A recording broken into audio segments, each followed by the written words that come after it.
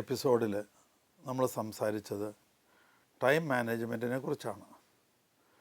ജീവിതത്തിലെ എല്ലാ തുറകളിലുള്ളവർക്കും time management ഒരു പ്രോബ്ലമാണ്.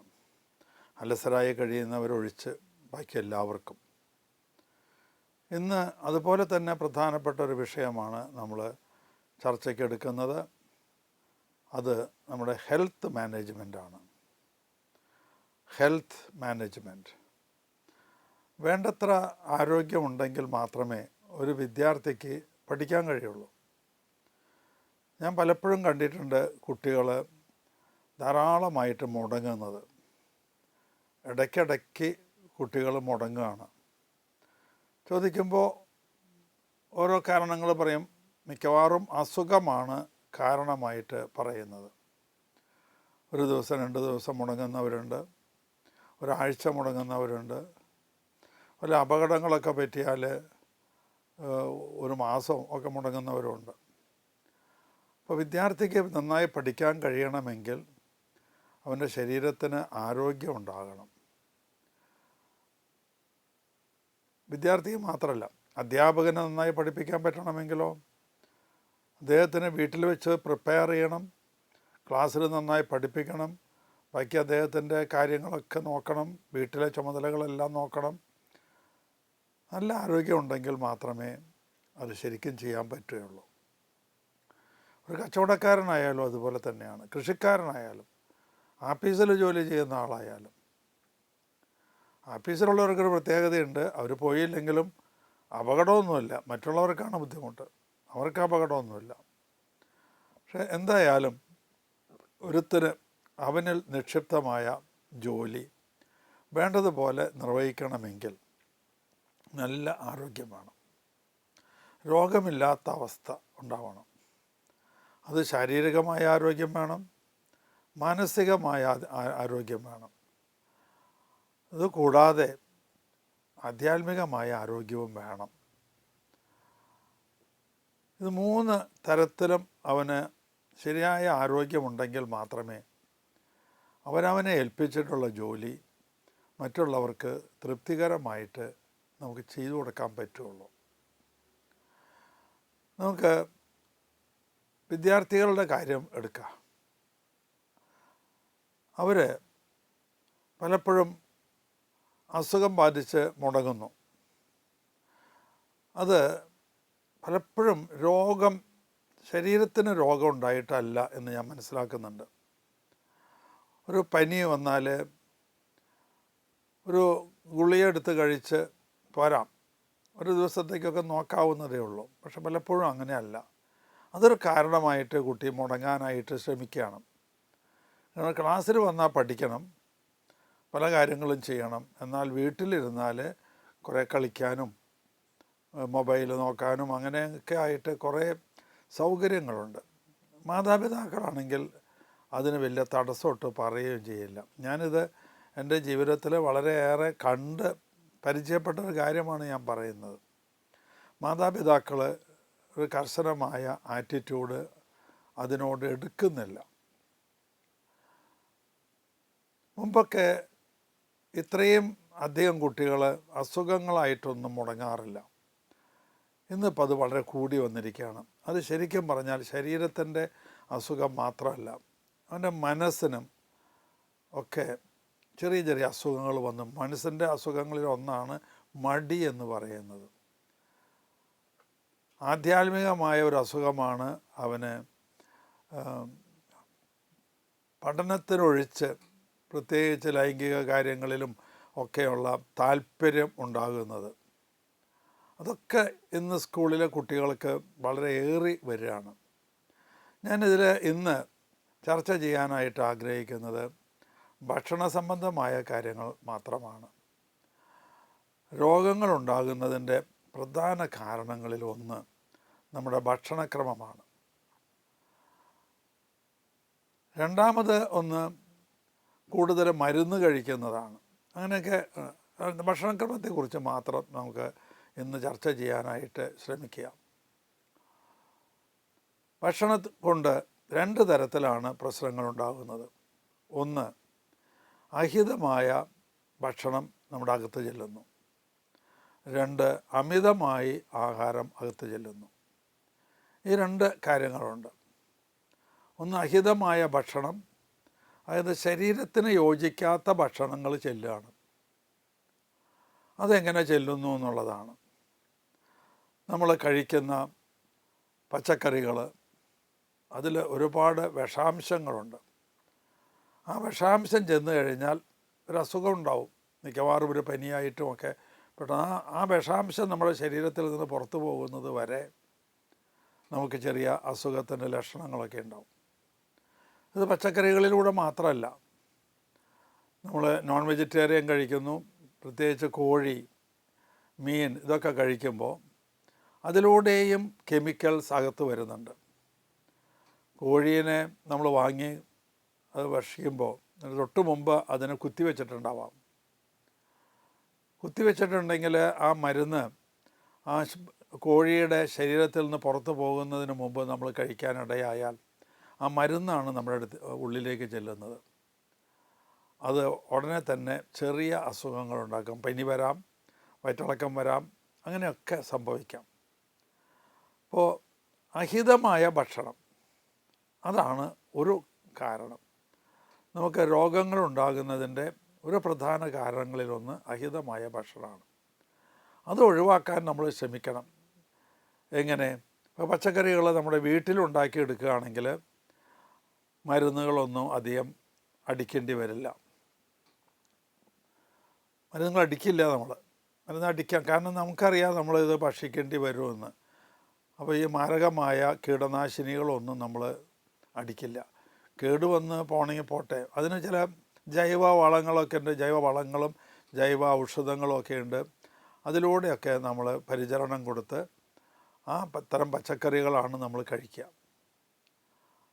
അത് രോഗം വരാതിരിക്കാനായിട്ട് നമ്മളെ സഹായിക്കും. അതുകൊണ്ട് ഞാൻ പറയും, വീട്ടുമുറ്റത്ത് ചെറിയ തോതിൽ പച്ചക്കറികൾ നമ്മൾ ചെയ്യണം. ടെറസിൻ്റെ മുകളിൽ ചെയ്യാം. അപ്പോൾ ഫ്ലാറ്റുകളിൽ 20, 30, 40 ഫ്ലാറ്റുകളുള്ള സ്ഥലത്ത് എങ്ങനെ ചെയ്യാം?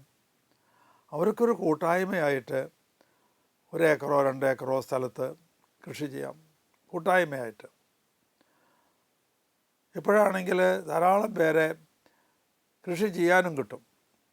ഈയിടെ ഞാൻ ഒരു നഴ്സറി സന്ദർശിക്കാനായിട്ട് പോയി. അപ്പോൾ അവിടെ കണ്ടത് നോർത്ത് ഇന്ത്യയിൽ നിന്നുള്ള, വടക്കേ ഇന്ത്യയിൽ നിന്നുള്ള ജോലിക്കാരാണ്. അവരവിടെ താമസിക്കുന്നു. ആ നഴ്സറിയിൽ തന്നെ ഒരു കുടിൽ പോലെ വെച്ച് കെട്ടി അവിടെ താമസിക്കുന്നു, അത് കൃഷികൾ ചെയ്യുന്നു, അങ്ങനെ. അപ്പോൾ ഇത്തരത്തിൽ 1 ഏക്കർ സ്ഥലമുണ്ട്, പട്ടത്തിനെടുത്താൽ മതി, സ്വന്തമായിട്ട് വാങ്ങണമെന്നില്ല. ഇനി അതല്ല, കുറച്ച് നീങ്ങി വില കുറവുള്ളൊരു സ്ഥലത്ത് ഒരു ഫ്ലാറ്റിൻ്റെ കീഴിൽ 1 ഏക്കറോ 2 ഏക്കറോ സ്ഥലത്ത് നമ്മൾ കൃഷി ചെയ്തുണ്ടാക്കുകയാണെങ്കിൽ ആ ഫ്ലാറ്റിലുള്ള എല്ലാവർക്കും നല്ല വിഷാംശമില്ലാത്ത നല്ല പച്ചക്കറികൾ കൂട്ടാനായിട്ട് കഴിയും. സ്വന്തം സ്ഥലമുള്ളവർക്ക് അവരവരുടേതായിട്ടുള്ള ആവശ്യത്തിന് പ്രൊഡ്യൂസ് ചെയ്യാനായിട്ട് കഴിയും. ഇന്ന് എല്ലാ തരം പഴങ്ങളിലും ഇന്ന് വിഷാംശം വരികയാണ്. നമ്മൾ വിചാരിക്കുന്ന പോലെയല്ല.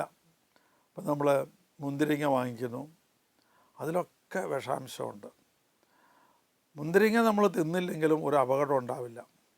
ആപ്പിളിലും ഒക്കെ വിഷാംശമുണ്ട്. ആപ്പിൾ തിന്നില്ലെങ്കിലും ഒരു പ്രശ്നവും ഉണ്ടാവില്ല. പഴം നമുക്ക് തിന്നാമല്ലോ, വാഴപ്പഴം, അത് മതി, ധാരാളം മതി, ധാരാളമായിട്ട്. അപ്പം അത് എന്നും കിട്ടത്തക്ക വിധത്തിൽ വാഴ കൃഷി ചെയ്യുക. വെള്ളം ഉണ്ടാവണം എന്ന് മാത്രമേ ഉള്ളൂ. വെള്ളത്തിൻ്റെ ലഭ്യത ഉണ്ടെങ്കിൽ മാത്രമേ ഇത് നമുക്ക് കൃഷി ചെയ്യാൻ പറ്റുള്ളൂ. എങ്കിലും നമ്മൾ ഉത്സാഹിച്ചാൽ ഇതൊക്കെ സാധിക്കും. അതിനുള്ള പരിശ്രമം നമ്മൾ നടത്തുന്നില്ല. മാർക്കറ്റിൽ നിന്ന് വാങ്ങുന്നു, എന്തെങ്കിലും ആവട്ടെ, നമ്മളൊന്നും അന്വേഷിക്കുകയും ചെയ്യുന്നില്ല. അതുകൊണ്ടുണ്ടാകുന്നത് പല വിധത്തിലുള്ള രോഗങ്ങളാണ്. ആ രോഗങ്ങൾ വന്നു കഴിഞ്ഞാൽ പിന്നെ നമുക്ക് ക്ലാസ്സിൽ പോകാൻ പറ്റില്ല, പഠിപ്പിക്കാൻ പറ്റില്ല, പഠിക്കാൻ പറ്റില്ല, കച്ചവട സ്ഥലത്ത് പോകാൻ പറ്റില്ല, കൃഷി സ്ഥലത്ത് പോകാൻ പറ്റില്ല. അതുകൊണ്ട് ആരോഗ്യം നമ്മുടെ ഒരു പ്രധാന കൺസേൺ ആയിരിക്കണം. അതിന് ഒരു പ്രധാന കാര്യം അഹിതമായ ഭക്ഷണം ഒഴിവാക്കുക എന്നുള്ളതാണ്. രണ്ടാമത്തേത് ഇങ്ങനെ ചില ഭക്ഷണങ്ങൾ യോജിക്കില്ല. ഞാനത് ഏതാണെന്നൊന്നും പറയാത്തത് എന്താണെന്ന് വെച്ചാൽ അത് നിങ്ങൾ അന്വേഷിച്ച് ആധികാരികമായിട്ട് കണ്ടുപിടിക്കണം. ഞാൻ എന്തെങ്കിലും പറയണത് കേട്ട് നിങ്ങളതുപോലെ ചെയ്യാൻ പാടില്ല. അതുകൊണ്ടാണ് ഞാൻ ഈ ആശയം മാത്രമേ തരുള്ളൂ. ധാരാളം പുസ്തകങ്ങൾ അവൈലബിളാണ്. അതൊക്കെ നിങ്ങൾ ആധികാരികമായി എഴുതിയിട്ടുള്ള പുസ്തകങ്ങൾ. അത് വെച്ച് നിങ്ങൾ അന്വേഷിക്കണം ഏതെല്ലാം ഭക്ഷണ പദാർത്ഥങ്ങളാണ് യോജിക്കാത്തത്. ഈയിടെ ഒരു പുസ്തകത്തിൽ ഒരു ആർട്ടിക്കിൾ കണ്ടു, കൂടിച്ചേർന്നാൽ ഇടയും എന്നാണ്. ചില ഭക്ഷണ പദാർത്ഥങ്ങൾ ഒരുമിച്ച് ചേർന്നാൽ അത് ദ്രോഹം ചെയ്യും, ഇടയും എന്നാണ്. കൂടിച്ചേർന്നാൽ ഇടയും, അങ്ങനത്തെ ഭക്ഷണ പദാർത്ഥങ്ങളുണ്ട്. അതിനെക്കുറിച്ചൊക്കെ നമ്മൾ അന്വേഷിച്ച് അറിയണം. അന്വേഷിച്ചറിഞ്ഞ് അത് നമ്മൾ പാലിക്കുന്നത് നല്ലതാണ്. അല്ലെങ്കിൽ രണ്ട് വസ്തുക്കളും ചേർന്ന് വിഷാംശങ്ങളുണ്ടാകും. ഹോമിയോപ്പതി മരുന്ന് കഴിക്കുന്ന ആളുകൾക്കറിയാം, അവർ ഒരു മരുന്ന് കഴിച്ച് പിന്നെ ഏതാനും മണിക്കൂർ കഴിഞ്ഞിട്ട് അടുത്ത മരുന്ന് കഴിക്കുള്ളൂ. കാരണം ശരീരത്തിൽ ചെന്ന് ആമാശയത്തിൽ ഈ മരുന്നുകൾ തമ്മിൽ റിയാക്ഷൻ ഉണ്ടാവും. നമ്മൾ പലപ്പോഴും അലോപ്പതിയിൽ അങ്ങനെ നോക്കാറില്ല. 2, 3, 4 ഗുളികകളും ഒപ്പം കഴിക്കും. ഇതിൻ്റെ ഫാർമക്കോളജി അത് നമുക്കറിയില്ല. ഈ 2 മരുന്നുകളും എങ്ങനെ കൂടിച്ചേർന്നാൽ എന്തായിരിക്കും ഇഫക്റ്റ് അറിയില്ല. നമുക്ക് ഓരോന്നിനെ പറ്റി അറിയാം. തീ നമുക്കറിയാം, വെടിമരുന്ന് നമുക്കറിയാം. പക്ഷേ ഇത് രണ്ടും കൂടി ചേരുമ്പോൾ വലിയ എക്സ്പ്ലോഷൻ ഉണ്ടാവുന്നില്ലേ? അതുപോലെ തന്നെയാണ് ചില വസ്തുക്കൾ കൂടി ചേരുമ്പോൾ വലിയ എക്സ്പ്ലോഷൻ ഉണ്ടാവും. അവിടെ കെമിക്കൽ എക്സ്പ്ലോഷൻ, അത് ശരീരത്തിന് ദ്രോഹം ചെയ്യുന്നവയായിരിക്കും. അതുകൊണ്ട് അത്തരം വസ്തുക്കളെക്കുറിച്ച് നമ്മൾ അറിയണം. ഇത് ശരിക്കും പറഞ്ഞാൽ സ്കൂളുകളിൽ പാഠപുസ്തകത്തിൽ ചേർക്കേണ്ടതാണത്. ചെറിയ ചെറിയ ക്ലാസ്സുകളിൽ ഇങ്ങനൊരു ഭാഗം വേണം. പണ്ട് ഞാൻ പഠിക്കുന്ന കാലത്ത് എവരിഡേ സയൻസ് എന്ന് പറഞ്ഞ ഒരു പുസ്തകം ഉണ്ടായിരുന്നു. ഫിസിക്സ്, കെമിസ്ട്രി, മാത്സ്, ബയോളജി അതൊക്കെ വേറെ. കൂടാതെ എവരിഡേ സയൻസ് എന്ന് പറഞ്ഞിട്ട് ഒന്നുണ്ടായിരുന്നു. അത് പച്ചക്കറി തോട്ടങ്ങൾ ഉണ്ടാക്കുന്നത്, അതുപോലെ ഭക്ഷണ പദാർത്ഥങ്ങൾ പാചകം ചെയ്യുന്നത്, അങ്ങനെ വൈറ്റമിൻസിനെ കുറിച്ച്, ചെറിയ ചെറിയ വൈറ്റമിൻസ് പോഷകാംശങ്ങളുടെ കുറവ് കൊണ്ടുണ്ടാകുന്ന രോഗങ്ങളെക്കുറിച്ച് അങ്ങനെയൊക്കെ വിവരിക്കുന്ന ഒരു പുസ്തകം ഞങ്ങൾ പഠിച്ചിരുന്നു. അതുപോലെ ഇന്ന് വേണം അത്. കൃഷിയെക്കുറിച്ച്, ജൈവ കൃഷിയെക്കുറിച്ച്, ഓരോ വസ്തുവിൻ്റെയും പോഷകാംശത്തിനെക്കുറിച്ച്, അതിൽ ദോഷവശങ്ങളെക്കുറിച്ച്, ഇതിനെക്കുറിച്ചൊക്കെ വിവരിക്കുന്ന പാഠങ്ങൾ ചെറിയ ക്ലാസ് തൊട്ട് ഉണ്ടാവണം. അപ്പോൾ കുട്ടികൾക്ക് അതിനെക്കുറിച്ച് ഒരു ബോധ്യം ഉണ്ടാവും. ഇപ്പോൾ കച്ചവടം ചെയ്യുന്നവനും അറിയില്ല ഇത് ദോഷമാണ് എന്ന്. അയാളുടെ ഉപജീവന മാർഗം, അല്ലാണ്ട് നമ്മളെ ആരെങ്കിലും ക്യാൻസർ രോഗികളാക്കണമെന്ന് അദ്ദേഹം ആഗ്രഹിച്ചിട്ട് ചെയ്യുന്നതൊന്നുമല്ല. അദ്ദേഹത്തിന് അറിഞ്ഞുകൂടാ ഇതിൻ്റെ ദോഷവശങ്ങൾ. അതുകൊണ്ട് അദ്ദേഹം വാങ്ങിച്ച് വിൽക്കുന്നു, നമ്മളത് വാങ്ങുന്നു, നമുക്കും അറിയില്ല, നമ്മളത് വാങ്ങിക്കഴിക്കുന്നു. ദൂരവ്യാപകമായ പ്രശ്നങ്ങളാണ് അതിന് ഉണ്ടാകുന്നത്. ഇന്ന് ഒരു പക്ഷേ നമ്മൾ അറിഞ്ഞൊന്നും വരില്ല. ഇന്ന് തന്നെ അറിയുന്ന കാര്യങ്ങളുണ്ട്. ചില സാധനങ്ങൾ കഴിച്ചാൽ ശരീരത്തിൽ തടിപ്പ് അലർജി എന്ന് നമ്മൾ പറയും. അങ്ങനെ അലർജി കൊണ്ട് നമ്മൾ പെട്ടെന്ന് അറിയും. ചിലപ്പോൾ അങ്ങനത്തെ അലർജി ഒന്നും ഇല്ലെങ്കിലും ദീർഘകാല ഉപയോഗം കൊണ്ട് ശരീരത്തിന് ദോഷം ചെയ്യുന്ന ഒരുപാട് വസ്തുക്കളുണ്ട്. അതിനെക്കുറിച്ചൊക്കെയുള്ള അറിവ് കൊച്ചു ചെറുപ്പത്തിലെ തന്നെ കുട്ടികൾക്ക് കൊടുക്കണം. എന്തുകൊണ്ടാണ് നമ്മുടെ അധികാരികൾ ഇതിനെക്കുറിച്ചൊന്നും സ്കൂളുകളിൽ എത്തിക്കാത്ത, കുറിച്ചുള്ള അറിവുകളൊന്നും സ്കൂളിൽ എത്തിക്കാത്ത എനിക്ക് അറിഞ്ഞുകൂടാ. എത്രയോ ആളുകൾ ഇത് അറിയുന്നവരുണ്ട്. അവരൊന്നും പക്ഷേ കുട്ടികളിലേക്ക് ഇത് എത്തിക്കാനായിട്ട് പലപ്പോഴും ശ്രദ്ധിക്കുന്നില്ല. പാഠപുസ്തകമാണ് ഇതിലെ ഏറ്റവും പ്രധാനപ്പെട്ടത്. അതിലൂടെ വേണം അതെത്താനായിട്ട്. മൂന്നാമത്തേത് അമിതമായ ഭക്ഷണം. പലപ്പോഴും ഭക്ഷണത്തിൻ്റെ കുറവ് കൊണ്ടല്ല നമുക്ക് രോഗങ്ങളുണ്ടാകുന്നത്, അമിതമായി ഭക്ഷിക്കുന്നത് കൊണ്ടാണ് രോഗങ്ങളുണ്ടാകുന്നത്. അമിതമായി ഭക്ഷിക്കുന്നത് പലതരത്തിൽ ദ്രോഹങ്ങൾ ചെയ്യുന്നു. ഒന്ന്, നമ്മുടെ ശരീരത്തിൽ ഭക്ഷണം ദഹിപ്പിക്കുന്നതിനാവശ്യമായ ഒരു കെമിക്കൽ ഉണ്ടാകുന്നുണ്ട്, ഒരു ഫ്ലൂയിഡ്, അത് ആമാശയത്തിൽ അതിങ്ങനെ കുറേശ്ശെയായിട്ട് വന്ന് അടിഞ്ഞുകൂടും. പിന്നെ ഭക്ഷണം കഴിക്കാൻ തുടങ്ങുമ്പോൾ കൂടുതൽ സെക്രീറ്റ് ചെയ്യും. ഹൈഡ്രോക്ലോറിക് ആസിഡാണത്. ഗ്യാസ്ട്രിക് ജ്യൂസ് എന്ന് നമ്മൾ പറയും. ശരിക്കും കോൺസെൻട്രേറ്റഡ് ഹൈഡ്രോക്ലോറിക് ആസിഡാണ്. അത്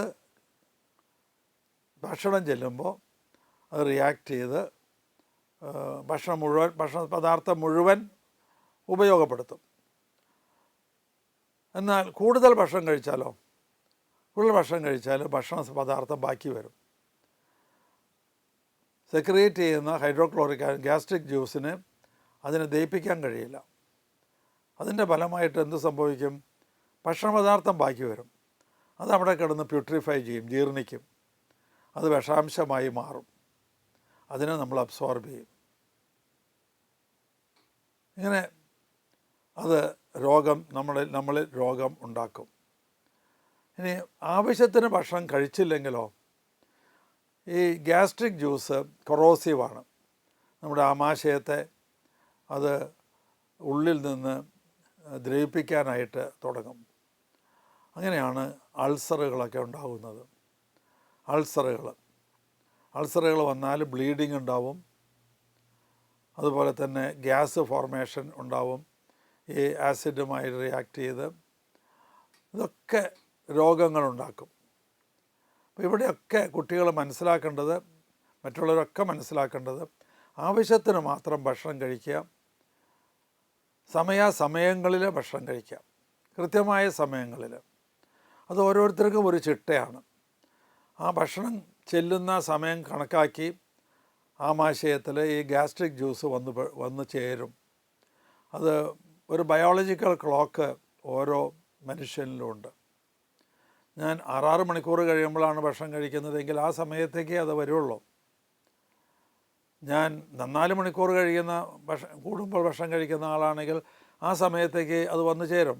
ആ ഗ്യാസ്ട്രിക് ലിക്വിഡ് അവിടെ വന്നു ചേരും. അതുകൊണ്ട് അതൊക്കെ നമ്മുടെ ശീലത്തിനനുസരിച്ചിട്ടാണ്. ആ ശീലം നമ്മൾ തെറ്റിക്കാതിരിക്കുക. അപ്പോൾ ആമാശയത്തിനകത്തുണ്ടാകുന്ന പ്രശ്നങ്ങൾ കുറയും. വയറ്റിൽ വേദനയും, പല കുട്ടികളും വയറ്റിൽ വേദനയാണെന്ന് പറയും. ചിലർ മടി കൊണ്ട് പറയും, നമ്മുടെ മനസ്സിൻ്റെ രോഗമാണത്. ചിലർക്ക് അത് കൃത്യമായിട്ട് വയറ്റിൽ വേദനയാവാം. ഗ്യാസ് ഫോർമേഷൻ ഉണ്ടായാൽ വയറ്റിൽ വേദനയായിട്ട് അത് അനുഭവപ്പെടും.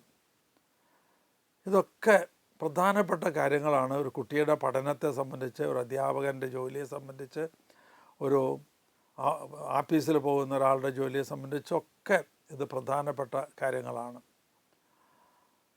അമിതമായി ഭക്ഷിക്കുക. ഇങ്ങനെ ഒരു ചൊല്ലുണ്ട്, എത്രമാത്രം ഭക്ഷണം കഴിക്കാം എന്നുള്ളത്. ആമാശയത്തിൻ്റെ പകുതി ഭാഗമാണ് ഭക്ഷണത്തിന് കൊടുക്കാവുന്നത്. ബാക്കി പകുതിയുണ്ട്. അതിൽ പകുതി, അതായത് 4/1 വെള്ളം കൊണ്ട് ഫില്ല് ചെയ്യുക. 4/1 അവിടെ ബാക്കി കിടക്കണമെന്നാണ്, എംപ്റ്റി സ്പേസ്. അതിനൊരു കാരണമുണ്ട്. അപ്പോഴാണ് ഇത് നന്നായിട്ട് അരച്ചെടുക്കാനായിട്ട് പറ്റുള്ളൂ. അകത്ത് ഇത് അരവ് ശരിയാകണമെങ്കിൽ അവിടെ സ്പേസ് ഉണ്ടാകണം അത്രേ. അത് നമുക്ക് പ്രത്യേകം മനസ്സിലാക്കാനും കഴിയും. നമ്മൾ മിക്സി ഉപയോഗിക്കുന്നവർക്കറിയാം. നിങ്ങൾ നാളികേരം ചിരണ്ടി നിറയെ ആ മിക്സിക്കകത്തിട്ട് അമർത്തി അടച്ച് സ്റ്റാർട്ട് ചെയ്താൽ അതിൻ്റെ അടിഭാഗത്ത് മാത്രമാണ് ഇമ്പലർ വർക്ക് ചെയ്യുള്ളൂ. അവിടെ മാത്രമേ അരയുള്ളൂ. ബാക്കിയുള്ളത് അങ്ങനെ തന്നെ ഇരിക്കും. ഇത് തന്നെയാണ് നിറയെ ഭക്ഷണം കഴിച്ചാൽ അരവ് വേണ്ടതുപോലെ വരില്ല. അതുപോലെ ഭക്ഷണം കഴിച്ച ഉടനെ തന്നെ ഒരുപാട് വെള്ളം കുടിക്കുന്നതും ദോഷമാണ്. ആവശ്യത്തിന് മാത്രമേ വെള്ളം കുടിക്കാൻ പാടുള്ളൂ. നാച്ചുറോപ്പതിക്കാർ പ്രത്യേകം പറയും, 1/2 മണിക്കൂർ മുമ്പും 1/2 മണിക്കൂറിന് ശേഷവും മാത്രമേ വെള്ളം കുടിക്കാൻ പാടുള്ളൂ എന്ന്. അതിൻ്റെ ഇടയിൽ വെള്ളം കുടിച്ചാൽ ഈ ഗ്യാസ്ട്രിക് ജ്യൂസ് ഡൈല്യൂട്ടഡ് ആവുമ്പോൾ ആക്ഷൻ കുറയും. അതുപോലെ തന്നെ ഭക്ഷണം കഴിച്ച് ഉടനെ ഒരു ഗ്ലാസ് വെള്ളമൊക്കെ കുടിച്ചാലും ഇത് തന്നെ സംഭവിക്കും. അവിടെ നിങ്ങൾക്കൊരു കാര്യം ഓർക്കുന്നത് നല്ലതാണ്. മിക്സിയിലെ ഉദാഹരണം തന്നെ നമുക്കെടുക്കാം. മിക്സിയിൽ നിങ്ങൾ തേങ്ങ അരച്ച് ഇങ്ങനെ ഇടയ്ക്ക് വെച്ച് കുറച്ച് വെള്ളം കൂടെ ഒഴിച്ചു എന്ന് വിചാരിക്കും, നിറയെ വെള്ളം കൂടെ ഒഴിച്ചു എന്ന് വിചാരിക്കാം. അപ്പോൾ അതിൻ്റെ ഉള്ളിൽ കിടന്ന് ഇങ്ങനെ തിരിയുള്ളൂ, അരയില്ല. അതുകൊണ്ട് വെള്ളം കുറച്ചേ കുടിക്കാൻ പാടുള്ളൂ. അത് കഴിഞ്ഞ് ആവശ്യത്തിന് വെള്ളം കുടിക്കണം, അതുകൂടി ഇമ്പോർട്ടൻ്റ് ആണ്. അങ്ങനെ ഭക്ഷണം ആവശ്യത്തിന് മാത്രം കഴിക്കുക, സമയാസമയങ്ങളിൽ കഴിക്കുക. ഇടയ്ക്ക് ഉപവാസത്തെക്കുറിച്ച് കൂടി ഒന്ന് പറയണമെന്ന് ഞാൻ ആഗ്രഹിക്കുകയാണ്. ഇടയ്ക്ക് ഉപവാസം നടത്തുന്നത് നല്ലതാണ്. വിദ്യാർത്ഥികളും എല്ലാവരും ആഴ്ചയിൽ ഒരു നേരമെങ്കിലും ഉപവസിക്കുന്നത് നല്ലതാണ്. ഒരു ദിവസം മുഴുവൻ ഉപവസിക്കണമെന്ന് ഞാൻ പറയില്ല. ഏതെങ്കിലും ഒരു മീല് മിസ് ചെയ്യാം, സ്കിപ്പ് ചെയ്യാം. ഉച്ചലത്തെ മീല് നമുക്ക് സ്കിപ്പ് ചെയ്യാം. രാവിലത്തെ മീല് സ്കിപ്പ് ചെയ്യുന്നതിനേക്കാൾ നല്ലത് ഉച്ചലത്തെ മീല് സ്കിപ്പ് ചെയ്യുന്നതാണ്. രാവിലെ നമ്മൾ ഫാസ്റ്റിംഗ് ആണ്. രാത്രി 8-10 മണിക്കൂർ ഭക്ഷണമില്ലാത്ത അവസ്ഥയാണ്. അത് കഴിഞ്ഞ് കാലത്തെ ഭക്ഷണം നമ്മൾ സ്കിപ്പ് ചെയ്താൽ 10-14 മണിക്കൂർ അടുപ്പിച്ച് ഭക്ഷണമില്ലാത്ത അവസ്ഥയുണ്ടാവും.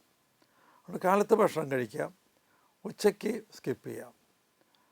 ഉച്ചയ്ക്ക് സ്കിപ്പ് ചെയ്താൽ പല ഗുണങ്ങളുണ്ട്.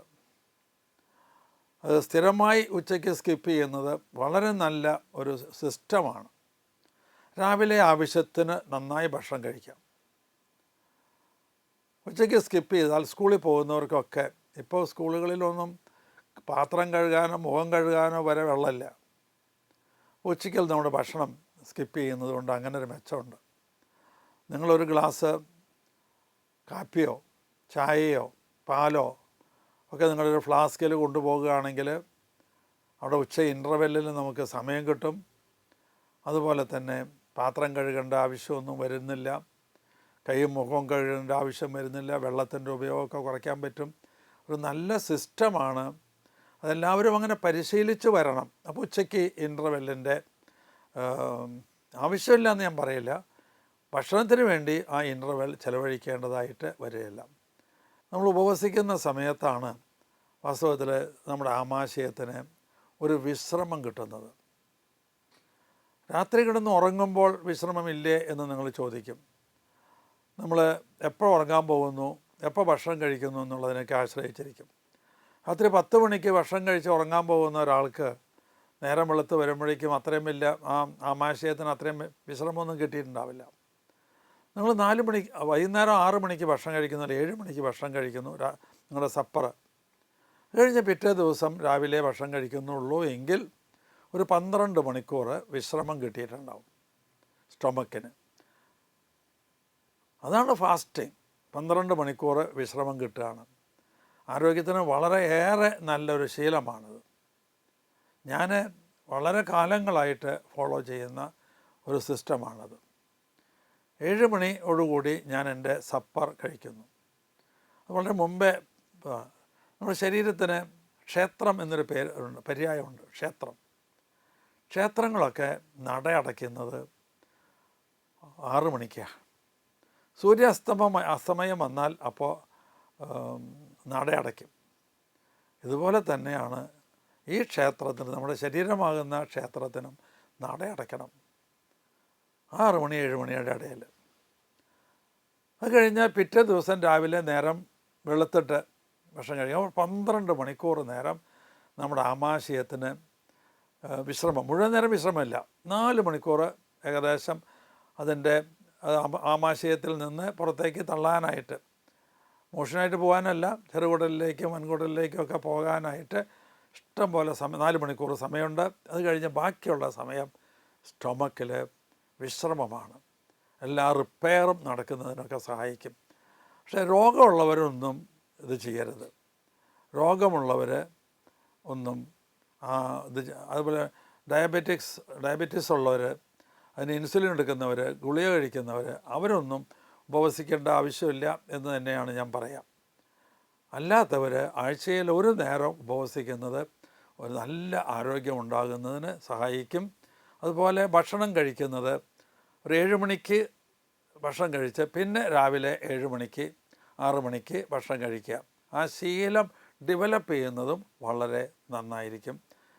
ഭക്ഷണത്തെക്കുറിച്ച് ഏതാനും കാര്യങ്ങൾ കൂടി പറയണമെന്ന് ഞാൻ ആഗ്രഹിക്കുന്നുണ്ട്. അത് അടുത്ത എപ്പിസോഡിൽ നമുക്ക് ശരിയായ ആരോഗ്യം നിലനിർത്താൻ, ഹെൽത്ത് മാനേജ്മെൻറ്റ്, അതിനെക്കുറിച്ച് ഒരു ചെറിയ എപ്പിസോഡ് കൂടി ചെയ്യണമെന്ന് ആഗ്രഹിക്കുന്നു.